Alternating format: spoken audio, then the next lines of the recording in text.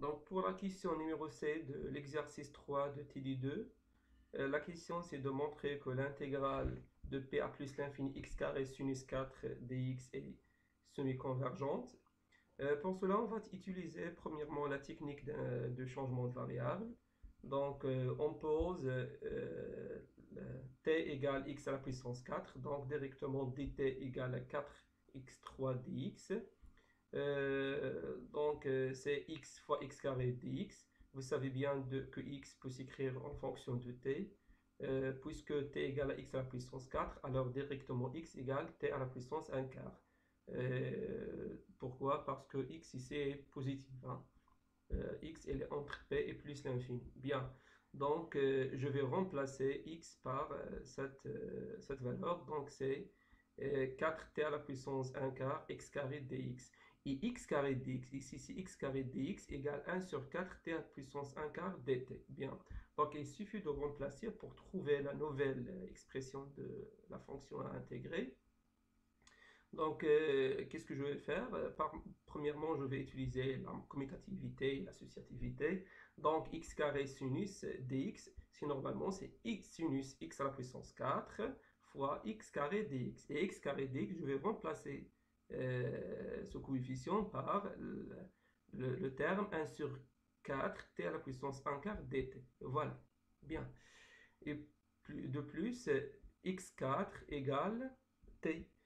Il suffit de voir le changement qui va être au niveau des bornes. Donc pour x égale p, c'est-à-dire u, t, pardon, vaut combien? P à la puissance 4. Et quand x tend vers plus l'infini, de même t tend vers plus l'infini. Bien. Donc pour montrer la convergence de cette intégrale, il suffit d'appliquer le critère d'Abel.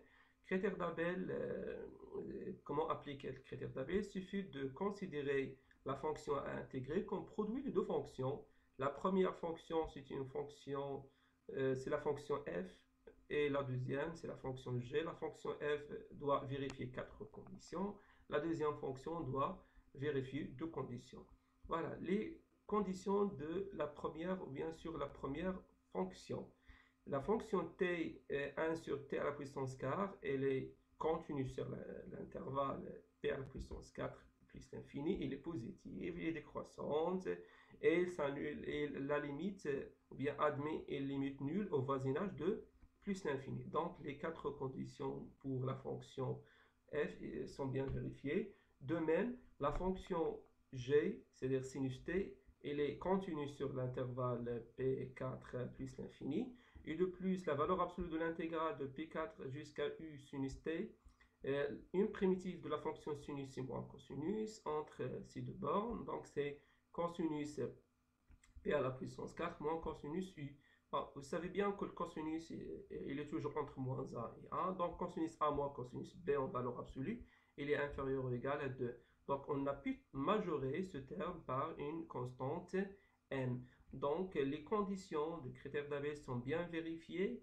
Donc on peut dire directement que l'intégrale de P4 plus l'infini sinus sur t à la puissance 1 quart est convergente. Bien, d'où la convergence de l'intégrale P plus l'infini x4 sinus x4 dx. Bien, donc on a montré que cette intégrale est convergente. Pour dire qu'elle est semi-convergente, il suffit de montrer qu'elle ne converge pas absolument. Pour cela, il suffit d'utiliser les mêmes démarches de la question numéro A de cet exercice.